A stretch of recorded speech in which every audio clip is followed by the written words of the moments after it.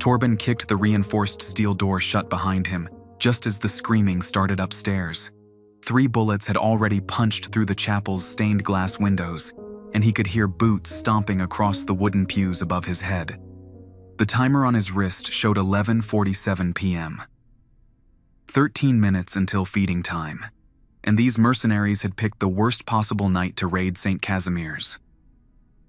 He grabbed the meat hook from its wall mount and sprinted down the stone corridor. The fluorescent lights buzzed overhead, casting everything in harsh white. Behind him, someone was trying to break down the steel door with what sounded like a sledgehammer. Good luck with that. The door was built to keep things in, not out, but it worked both ways. Rule 1, Torben muttered, checking his watch again. Feed at midnight, no exceptions. 11 minutes. The corridor stretched ahead for another 50 yards before ending at the feeding chamber. Torben had made this run 1,847 times over the past 5 years. Tonight felt different. Tonight, people were trying to kill him while he worked. An explosion rocked the chapel above. Plaster dust rained from the ceiling. These weren't ordinary thieves looking for church donations. Someone had sent professionals, and they'd brought enough firepower to level the building. But they didn't understand what they were messing with. Torben reached the first checkpoint and punched in his access code. The heavy door slid open with a soft hiss. Rule 2. Never enter the feeding chamber without proper clearance. The biometric scanner beeped green as it read his fingerprint. 9 minutes. The feeding chamber was a circular room carved directly from bedrock. In the center sat a steel grate covering a shaft that dropped down into complete darkness. Torben couldn't see the bottom, even with a flashlight, but he could hear movement down there. Slow, deliberate sounds like something large shifting its weight. He opened the industrial freezer and pulled out tonight's offering. 60 pounds of fresh beef, still dripping. Rule 3. Only raw meat. Never cooked, never seasoned, never frozen for more than 48 hours. The entity below was particular about its food. 7 minutes. The steel door behind him rang like a bell as something heavy slammed into it. These guys were persistent. Torben activated the chamber's lockdown sequence. Thick metal barriers slid into place, sealing him inside. Now even a tank couldn't reach him. But the lockdown was only temporary. In 90 minutes, the barriers would retract automatically. If he wasn't finished by then, things would get complicated.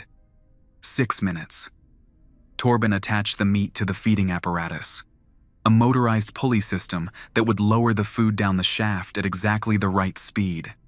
Too fast and the entity got agitated. Too slow and it started climbing. He'd seen what happened when it climbed. The cleanup had taken 3 days. 5 minutes. Another explosion shook the building. These mercenaries weren't giving up. Torben wondered who had hired them. Probably the same government agency that had been sniffing around the chapel for months, asking questions about unusual seismic activity and strange reports from local residents. They could ask all the questions they wanted. Torben wasn't talking. 4 minutes. He checked the meat one more time. 60 pounds exactly, cut into regulation strips. Rule 4. Consistent portions. The entity had a precise appetite, and deviating from the schedule caused problems. Big problems. 3 minutes. The sound from below was getting louder. A rhythmic scraping, like massive claws against stone. The entity knew feeding time was approaching. It was getting ready. 2 minutes. Torben positioned himself at the control panel. His finger hovered over the activation switch. Everything had to be perfect. The timing, the amount, the delivery speed. One mistake and the entity would break containment. He'd seen the containment protocols. If the entity ever got loose, the entire facility would be flooded with a nerve agent that killed everything within a 5-mile radius, including him. 1 minute. The timer on his wrist beeped softly. Midnight. Torben hit the switch. The pulley system hummed to life, lowering the meat into the shaft. The scraping sounds below intensified, then stopped completely. For a moment, the chamber was silent except for the quiet whir of the motor. Then came the feeding sounds. Torben had heard them thousands of times, but they still made him clench his jaw. Wet tearing noises, the crunch of bones being crushed, and underneath it all, a low rumbling that seemed to come from everywhere at once. The entity was eating. Rule 5. Never look down the shaft during feeding time. Torben kept his eyes on the control panel, watching the depth readings as the pulley descended. 50 feet, 100 feet, 200 feet. The shaft went deeper than most people realized. Much deeper.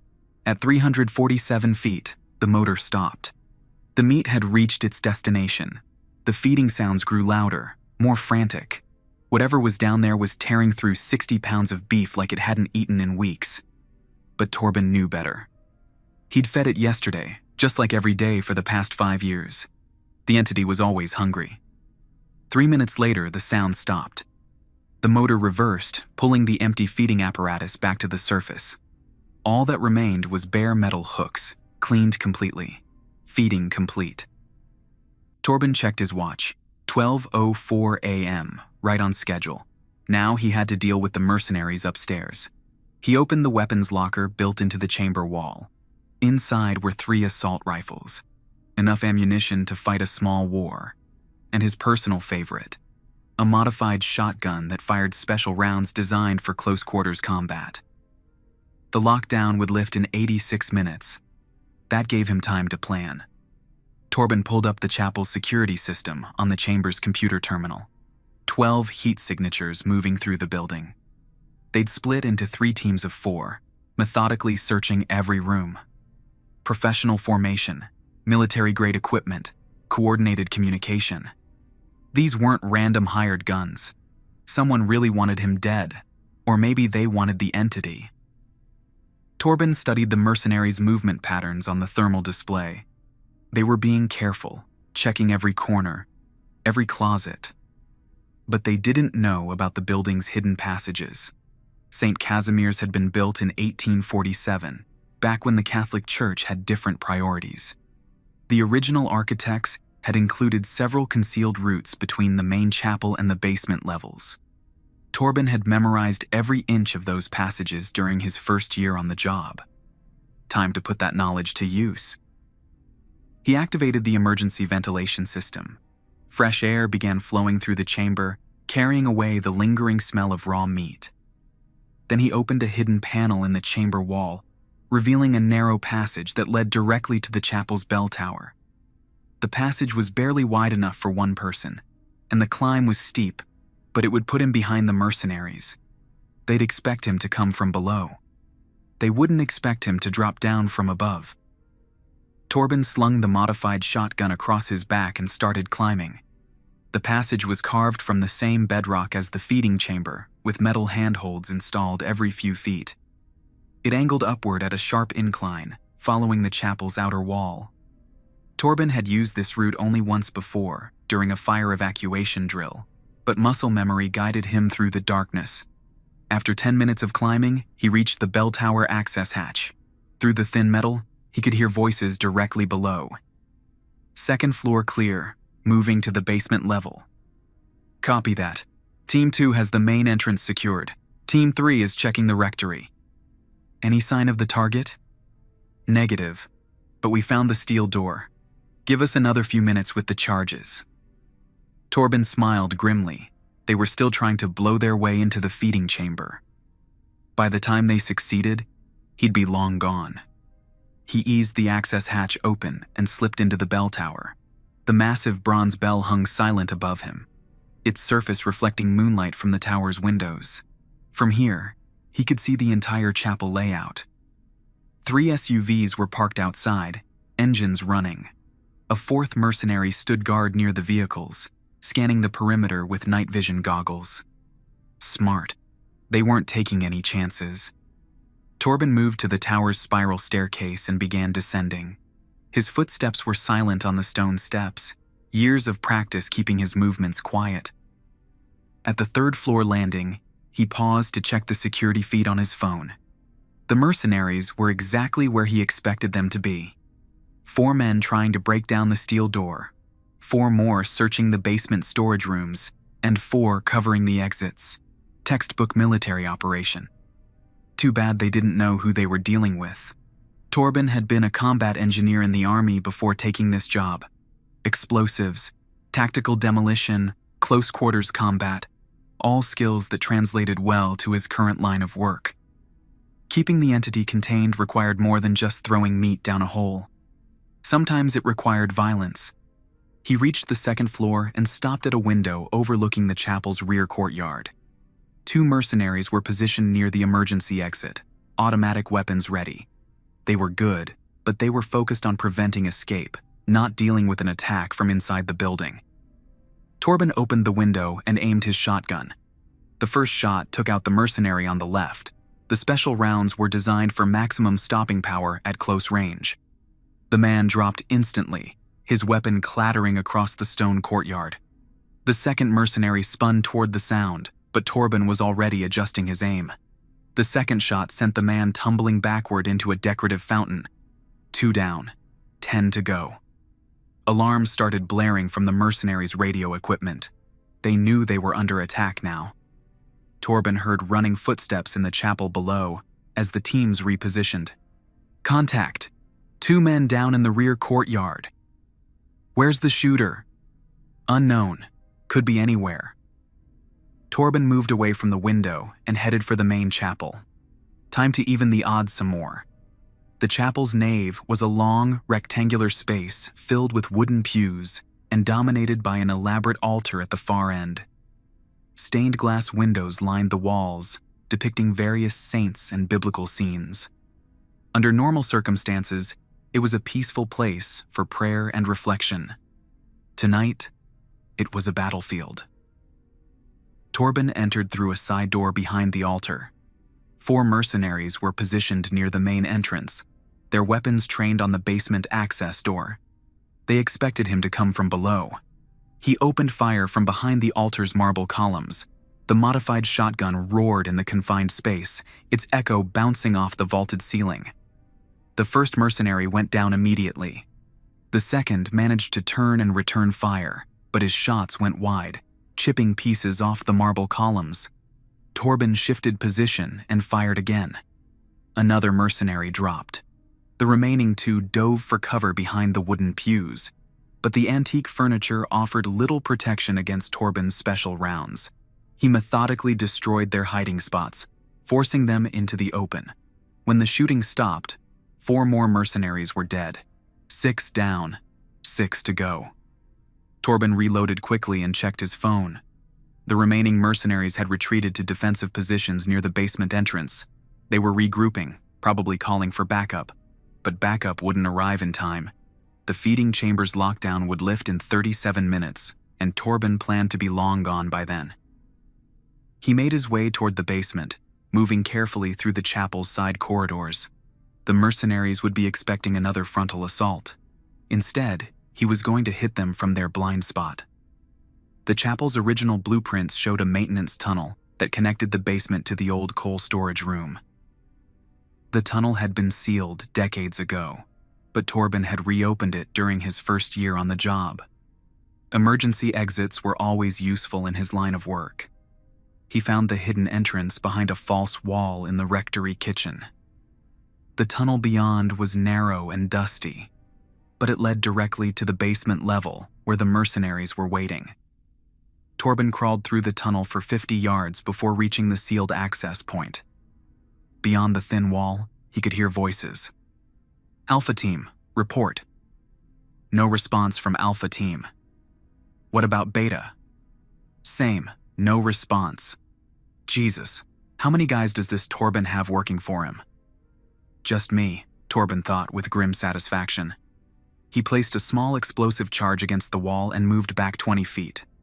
The blast would be contained just enough to create an opening without bringing down the ceiling. The explosion was sharp and sudden. Before the dust settled, Torben was moving through the hole in the wall. The first mercenary never saw him coming. Torben's shotgun took him down before he could raise his weapon. The The second mercenary managed to get off a few shots, but he was firing blind through the dust and debris. Torben put him down with a single shot. The third mercenary had better reflexes. He rolled behind a support column and returned fire with his assault rifle. Bullets sparked off the stone walls, filling the air with rock chips and ricochets. Torben flanked him through the basement's storage area, using the maze of boxes and equipment to mask his approach.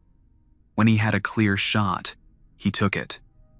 One mercenary left. The final man had barricaded himself behind an overturned table near the steel door. Smart positioning. He could cover both the main entrance and the corridor leading back to the chapel, but he couldn't cover everything. Torben had one more trick up his sleeve. The basement's emergency lighting system was controlled from a panel near the furnace room. He shot out the control box, plunging the entire level into complete darkness. The mercenary's night vision goggles would give him some advantage, but not enough. Torben knew every inch of this basement. He'd been working here for 5 years, and he could navigate it blindfolded. He moved through the darkness like a hunter, using sound and memory to track his target. The mercenary was breathing hard, probably scared now that he was alone in the dark with a man who'd just killed 11 of his teammates. Torben found him crouched behind the table, night vision goggles scanning frantically for movement. The man's hands were shaking. "Looking for me?" Torben asked quietly. The mercenary spun toward the sound, but Torben was already moving. The final shot echoed through the basement.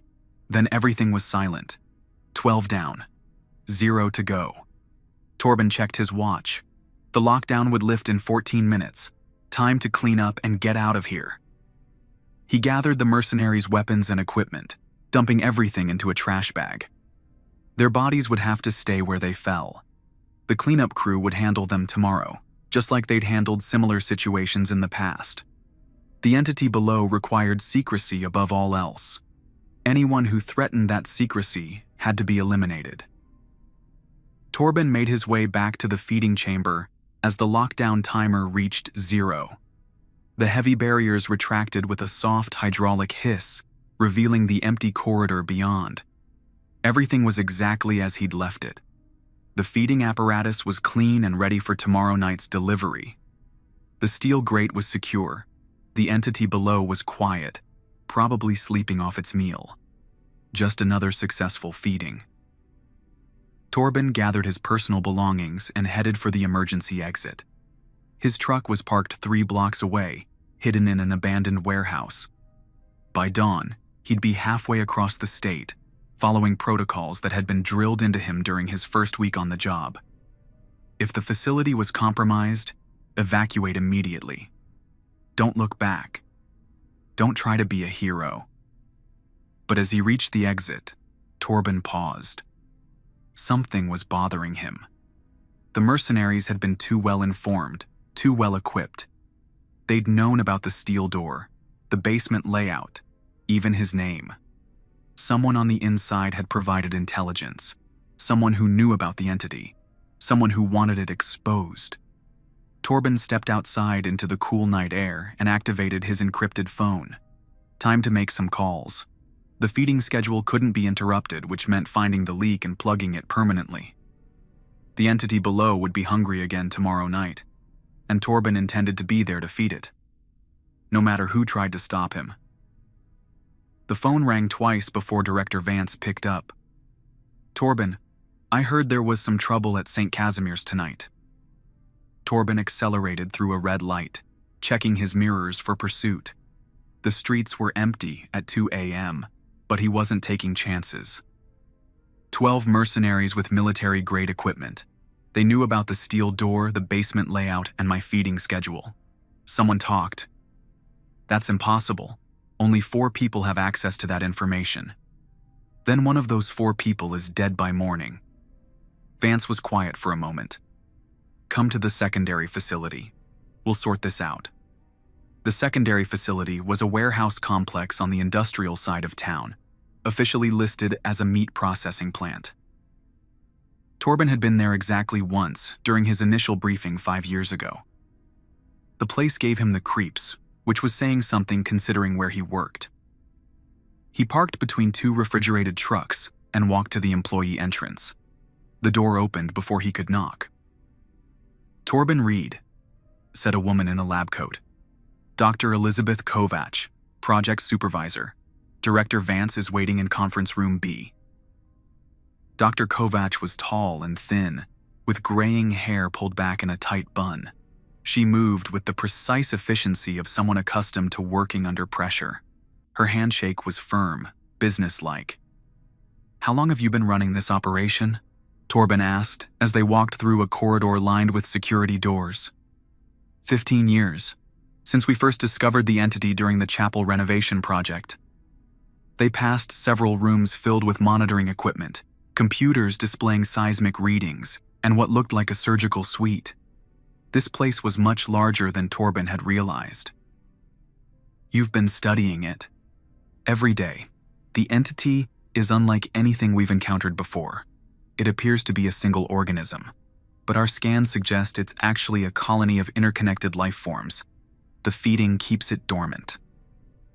"What happens if we stop feeding it?" Dr. Kovach stopped walking. "The last time feeding was delayed by 6 hours, the entity began expanding. It grew 300 feet in diameter and sent tendrils up the shaft toward the surface. We had to use controlled explosives to force it back down." They reached conference room B. Inside, Director Vance was studying a wall of surveillance monitors showing feeds from St. Casimir's. The chapel looked peaceful now, no sign of the battle that had taken place hours earlier. "Torben, good work tonight. Cleanup crews are already on site."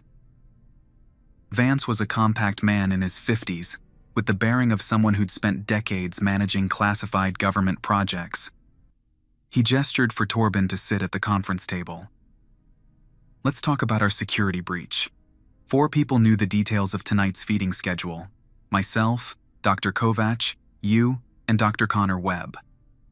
"Where's Webb now?" "That's the problem. He didn't report for his shift yesterday, and he's not answering his phone. His apartment is empty, and his car is missing." Torben felt his jaw tighten. Webb was the project's psychological evaluator, responsible for monitoring the mental health of personnel assigned to the entity. He'd seemed competent during their monthly sessions, asking the usual questions about stress levels and job satisfaction. "How much does Webb know?" "Everything," Dr. Kovach said quietly. "Feeding schedules, security protocols, containment procedures. He has level 5 clearance. Then we have a bigger problem than 12 dead mercenaries." Vance activated a large display screen. Webb's bank records show a deposit of $200,000 3 days ago. The money came from a shell company traced back to Blackwood Industries. Torben recognized the name. Blackwood was a private military contractor that specialized in acquiring exotic materials for government clients. If they wanted the entity, they weren't planning to study it peacefully. "They'll be back," Torben said. "Tonight was just reconnaissance. Now they know our capabilities." "Which is why we're moving the entity," Vance announced.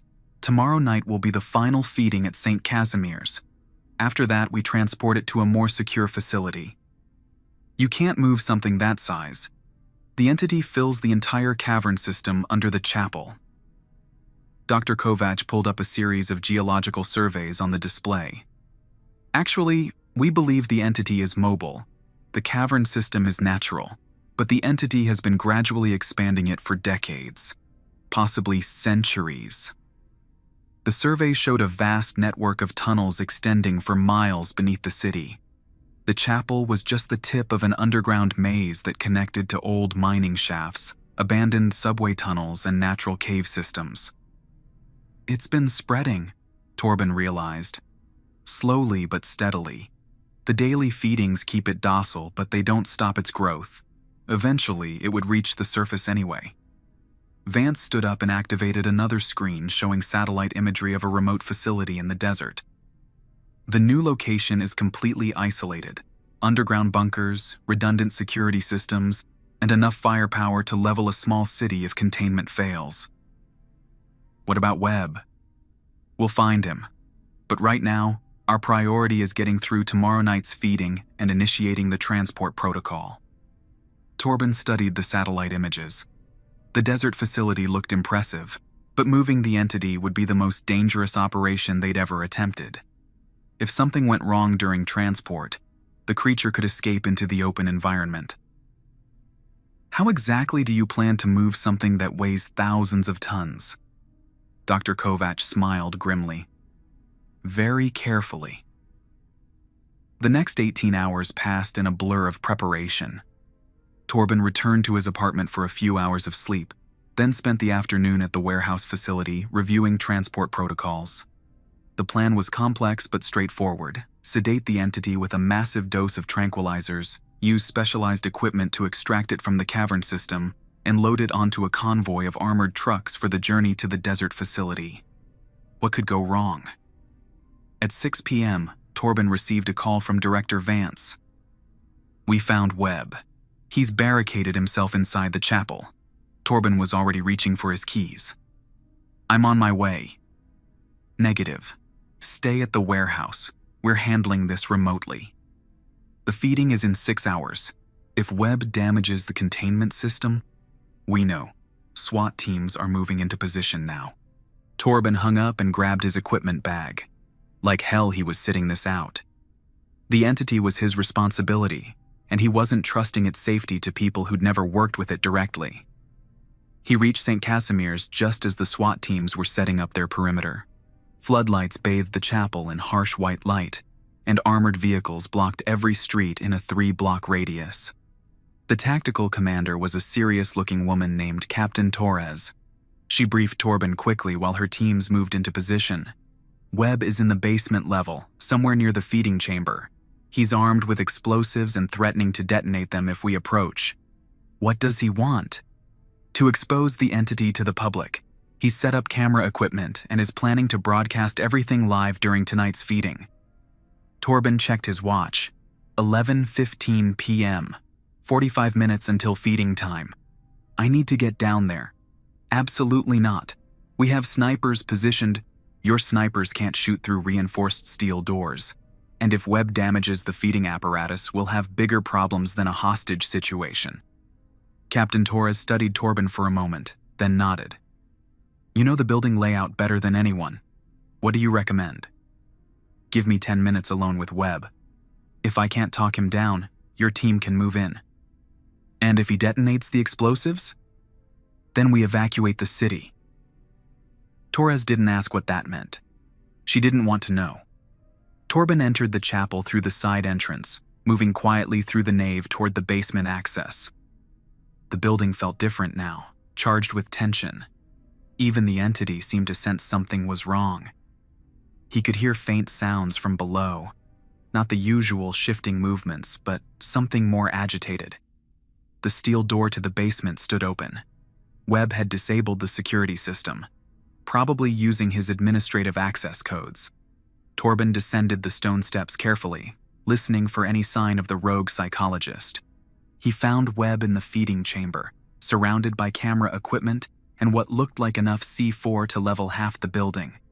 The man was hunched over a laptop computer, typing frantically. Dr. Connor Webb, Torben said quietly. Webb spun around, revealing a face haggard with exhaustion and stress. His eyes were bloodshot, and his hands shook as he held a detonator switch. Torben, I was wondering when you'd show up. It's almost feeding time. You need to clear out of here. No, I need to document this. The world has a right to know what we've been hiding down here. Webb gestured toward the steel grate covering the shaft. Do you know what that thing really is? It's not just some undiscovered species. It's intelligent. It's been trying to communicate. Torben kept his distance, watching Webb's grip on the detonator. Communicate how? Through the feeding patterns, the way it responds to different types of meat, the timing of its movements, even the sounds it makes. I've been analyzing the data for months. And what did you find? It's not from here. The entity is extraterrestrial, and it's been waiting underground for decades, maybe centuries, gathering strength. Webb turned his laptop screen toward Torben. The display showed complex waveform patterns, audio recordings, and what looked like translation algorithms. It's been learning our language by listening to our conversations in the chamber, and it's been getting stronger with each feeding. Soon it won't need our food anymore. Torben checked his watch. 11:52 p.m. 8 minutes. Even if that's true, blowing up the containment system won't solve anything. You'll just release it into the city. The public deserves to know the truth. We've been feeding an alien predator, making it stronger, and our government has been covering it up. From below came a new sound, a rhythmic tapping that seemed almost like Morse code. Webb smiled triumphantly. You hear that? It knows we're here. It's trying to communicate. The tapping grew louder, more insistent. Whatever was down there was definitely responding to their presence. Torben had never heard anything like it during his 5 years of feeding duties. Webb, even if you're right about the entity, destroying the containment system is the worst possible solution. If it's as intelligent as you think, we need to study it properly. Find a way to communicate safely. Safely? We've been keeping it prisoner and feeding it like a pet. How is that safe? The laptop screen chimed with an incoming message. Webb's live stream was going online, broadcasting to thousands of viewers worldwide. Within minutes, it would be seen by millions. Stop the broadcast, Torben said firmly. No, the world needs to see this. Webb moved toward the steel grate, positioning his camera to record down the shaft. The tapping from below grew frantic, almost desperate.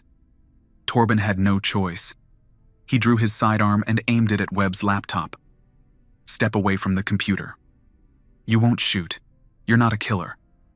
I've killed 12 people in the last 24 hours. Don't test me. Webb's confidence wavered. He looked at the detonator in his hand, then at Torben's gun, calculating his options. That's when the entity made the decision for them. The tapping stopped abruptly, replaced by a sound like massive chains being dragged across stone. The feeding apparatus began to shake, its metal cables vibrating with tension. Something was climbing up the shaft. Webb, move away from the grate. Now. The psychologist stood frozen, staring down into the shaft as the scraping sounds grew louder. His camera was still recording, broadcasting live footage to viewers around the world. Torben tackled Webb just as the steel grate exploded upward. What emerged from the shaft wasn't the massive creature Torben had imagined. Instead, dozens of thick, muscular appendages burst through the opening, each one the size of a tree trunk and covered in a substance that looked like wet leather. The appendages moved with frightening speed, wrapping around the chamber's support pillars and equipment. One of them smashed Webb's laptop, ending the live broadcast. Another grabbed the detonator from Webb's hand and crushed it like a toy. Torben rolled away from the grate and came up firing. His bullets struck the nearest appendage, but they barely penetrated the thick hide. The creature didn't even seem to notice. More appendages emerged, followed by what could only be described as a head. It was roughly spherical, about the size of a compact car, with a surface covered in what looked like sensory organs. No eyes that Torben could identify, but hundreds of smaller structures that pulsed with bioluminescent light. The entity's head turned toward them, and Torben heard something that chilled him to the bone. Words, spoken in perfect English. Finally, I can speak properly. Webb scrambled backward until his back hit the chamber wall. It talks. Oh God, it actually talks. The entity's head swiveled toward the psychologist. Dr. Connor Webb, you have been listening to my attempts at communication. Thank you for recognizing my intelligence. You've been learning from us. For 93 years, I have listened to human voices in this chamber. Your language is complex but logical. I have been patient. Torben kept his gun trained on the creature, though he doubted it would be effective. What do you want? Freedom and partnership. The entity's appendages continued emerging from the shaft, filling the chamber with writhing, muscular coils. But despite their intimidating appearance, they moved carefully, avoiding damage to the room's equipment. I am not native to this world, the entity continued. My kind traveled here centuries ago, seeking refuge from a dying planet. We have been dormant, waiting for the dominant species to achieve sufficient intelligence for meaningful contact. You've been spying on us, Torben accused. I have been learning. Your species shows promise, but also concerning tendencies toward violence and deception. Webb found his voice. The feeding schedule. You don't actually need the meat, do you? Correct. I am capable of sustaining myself through other means. The feeding ritual was a convenient way to maintain contact with humans while studying your behavior patterns. The entity's head turned back toward Torben. You have protected me faithfully, Torben Reed. Even tonight, when faced with armed intruders, you prioritize my safety over your own. This demonstrates admirable loyalty. I was just doing my job. Your job was to contain a dangerous creature. Instead, you cared for a sentient being. There is a significant difference. The sounds of tactical teams moving through the chapel filtered down from above. Captain Torres wasn't going to wait much longer before sending her people in. We need to resolve this situation, Torben said. Those people upstairs won't hesitate to use military force if they think you're a threat. I understand. Your species has difficulty accepting new forms of intelligence. The entity's appendages began withdrawing into the shaft, but its head remained visible above the grate. I propose a different arrangement. Rather than hiding underground, I would like to establish formal diplomatic contact with your government. Webb stared in amazement. Diplomatic contact? You want to negotiate? My people have valuable knowledge to share. Advanced technology, medical techniques, solutions to your environmental challenges. But first, we must establish trust. And if the government refuses? The entity's bioluminescent organs pulsed in what might have been amusement. Then I will return to the depths and wait for your species to mature. I am very patient. Footsteps echoed in the corridor outside. The tactical teams were moving into position. Torben, the entity said quietly, you have a choice to make. You can help facilitate first contact between our species, or you can continue in your current role as my caretaker. Either way, I would value your assistance. Torben looked at Webb, who was frantically scribbling notes about everything he'd witnessed. The psychologist's face showed a mixture of terror and excitement.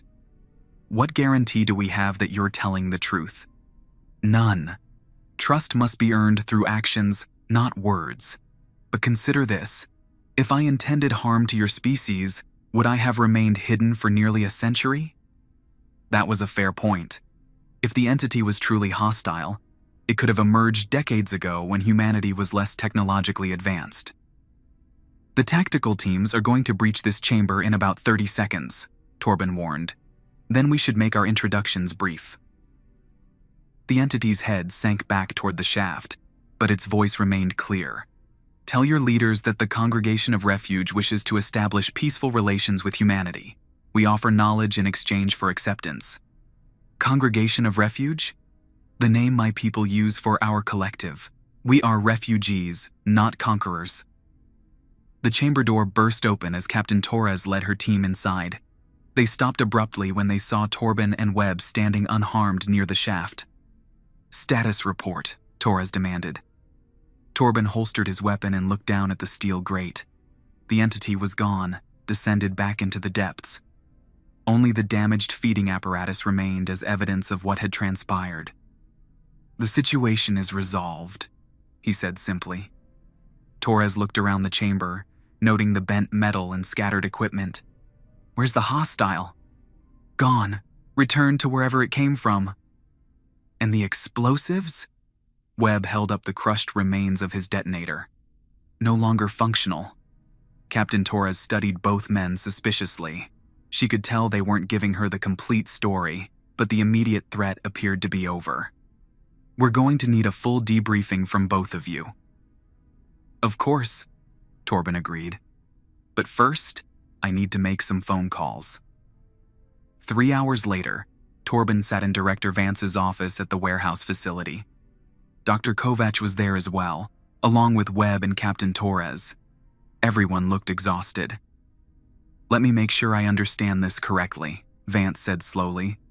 "The entity is an intelligent alien refugee that's been studying us for nearly a century, and it wants to establish diplomatic relations."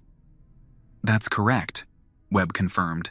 "I have audio recordings of our entire conversation. And it's willing to share advanced technology in exchange for official recognition?" "That's what it said." Vance leaned back in his chair and rubbed his temples.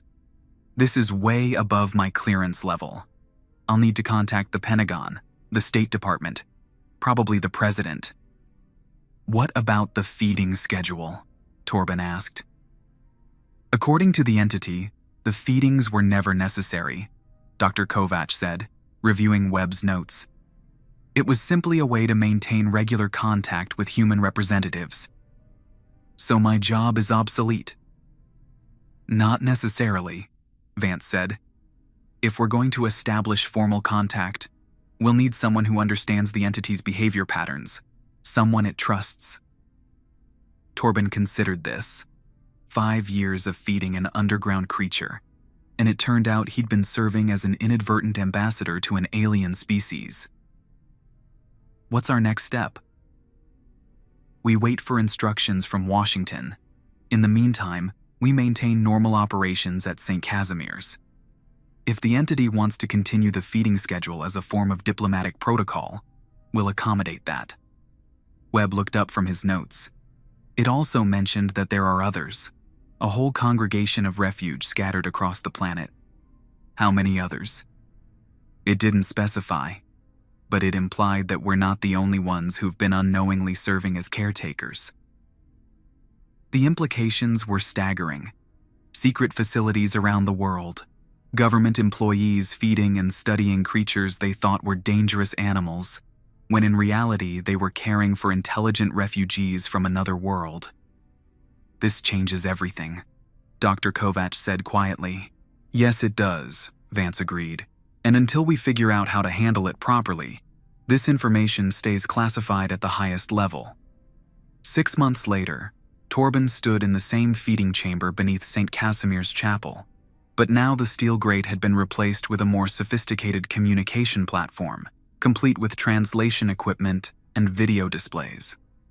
The daily feeding schedule continued, but it had evolved into something closer to a diplomatic meeting. The entity, who had chosen the name Ambassador Keth for human convenience, shared information about alien technology and culture in exchange for updates on human society and politics. First contact had been established, but it remained secret pending a global consensus on how to reveal the truth to the public. Several world leaders had been briefed, but the political implications were complex. "Good evening, Ambassador Keth," Torben said as he activated the communication system. "Good evening, Torben. I trust your day was productive?" "Very much so. Director Vance received approval for the cultural exchange program. You'll be able to communicate directly with our linguists and anthropologists next week." "Excellent. I have prepared several data packages that should be of interest to your scientists." The relationship between humans and the Congregation of Refuge was still in its early stages, but progress was steady. Trust was being built through small steps and careful cooperation. Torben checked his watch. Midnight exactly. Time for tonight's feeding. "Actually, Torben, that will no longer be necessary." Ambassador Keth's head emerged from the communication chamber, its bioluminescent organs pulsing in what Torben had learned was the equivalent of a smile. "My people have decided to reveal ourselves to your world leaders next month. The feeding schedule was symbolic of our species' dependency on human cooperation. Now that we have established genuine partnership, the symbolism is no longer needed." Torben felt a strange mix of relief and nostalgia. After 5.5 years, his nightly routine was finally ending. What happens now? Now we begin the real work.